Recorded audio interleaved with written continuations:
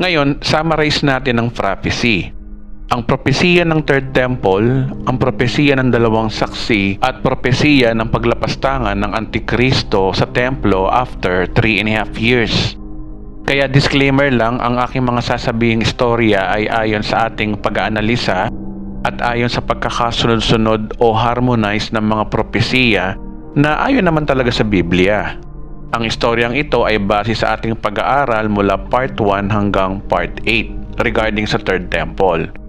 Ito po ay summarize ng propesiya ng Third Temple sa loob ng 7 years of tribulation. Una, basahin natin uli ang propesiya sa Daniel 9:27. Ang pinunong ito ay gagawa ng isang matibay na pakikipagkasundo sa makapal na tao sa loob ng 7 taon.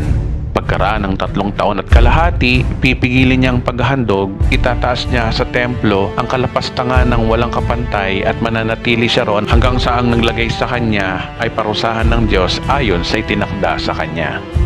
Ang sabi diyan, 7 years siya makikipagkasundo sa Israel at malamang siya ang magpapahintulot o makikipagkasundo sa mga Arab countries na itayo ang Third Temple kahit sa tabi ng Dome of the Rock. Total, sa panahon naman natin ngayon, nagkakaisa na naman ng mga Muslim, Kristiyano at Judaismo sa tinayong Abrahamic Family House sa Abu Dhabi na tabi-tabi ang bahay-sambayanan. Malamang ito rin ang magiging basehan ng Antikristo na baka pwedeng nang ipagtabi ang Dome of the Rock ng Muslim at ang Third Temple ng Judaism. Kaya nga ang Abrahamic Family House ay isang mind conditioning, hindi lang sa pagtayo ng one-world religion, kundi para ito na rin ang daan para maitayo ang Third Temple sa tabi ng Dome of the Rock ng mga Muslim.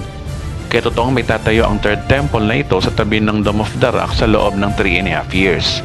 Which is ito yung nakaprophecy na rin ayon sa Revelation chapter 11 verse 2 na ang Dome of the Rock ay yung courts of the Gentiles.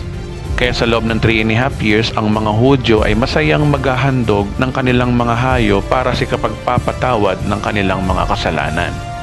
At ayon sa Revelation chapter 11 na napag-aralan natin sa part 8a, papadala ng Diyos ang dalawang saksi, which is si Moses at si Elijah, para sukatin ang templo. Sukatin ang templo means babatikusin nila ang mga Hudyo, Rabbi at ang buong Sanhedrin tungkol sa maling paniniwala nila sa kautusan. Ipagsisigawan nila sa Jerusalem na ang pagtayo ng Third Temple ay isang paglapastangan sa tinapos na gawa ni Kristo Jesus 2,000 years ago. Ito ay insulto sa bagong tipan. Brutal nilang ipapahayag ang New Testament sa mga Old Testament people na ito. Maraming mga Hudyo ang maniniwala sa dalawang saksi na ito, lalo na't napag-alaman nilang ito ay si Elijah at Moses na pala ang mga taong ito. Si Elias na matagal na nilang inaantay na magpapaliwanag ng mga kontrobersyal sa kautusan, at si Moses na siyang sumulat at nagpasimula mismo ng kautusan. Kapag ang mga Hudyo ay ayaw nilang maniwala sa kanila, sila ay magpapadala ng salot o gawing dugo ang tubig o hindi magpaulan sa loob ng 3.5 years gaya ng kanilang ginawa noong unang panahon. Bubugahan nila ng apoy yung mga arresting officers kapag sinugod sila. Brutal nilang ipapahayag ang Christianity sa mga Hudyo. Then after 3.5 years sa hindi inaasang pagkakataon, mamamatay ang Antikristo at mabubuhay agad ito at ang buong mundo ay magugulat sa pangyayaring ito. Pagkatapos, agad itong lulusob sa Jerusalem para sakupin na ang Israel, kubkubin ang Jerusalem at papatayin ng Antikristo ang dalawang saksi na ito. Ngunit after 3.5 days, mabubuhay ang dalawang saksi na ito at aakyat sa langit at magkakaroon ng matinding lindol sa Jerusalem. Pagkatapos ng lindol sa Israel, papatigilin ng Antikristo ang mga handog sa Third Temple at papalayasin ang mga Hudyo at mga Levita sa templo.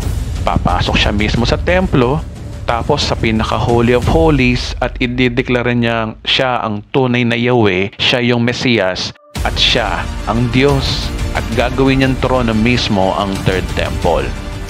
Ayon sa ikalawang Thessalonica chapter 2 verse 4, itataas niya ang kanyang sarili at kakalabanin ang lahat ng kinikilalang Diyos at sinasamba ng mga tao. Uupo siya sa templo ng Diyos at magpapakilalang siya ang Diyos. Ipagmamalaki niya ang pagkabuhay niya maguli, sapat na para siya isambahin bilang Diyos. dahil ito ay nasaksihan ng buong mundo sa pamagitan ng internet, mainstream media o television network. Ipagsisigawan niya sa loob ng templo na mapapanood ng buong mundo na ang Jesus na nakilala natin ay peking Kristo, dahil hindi daw totoo ang pagkabuhay niya maguli at hindi totoong siya ang tunay na Mesiyas. Balilin lang niya ang buong mundo at ang buong mundo ay tunay na siya ay sasambahin.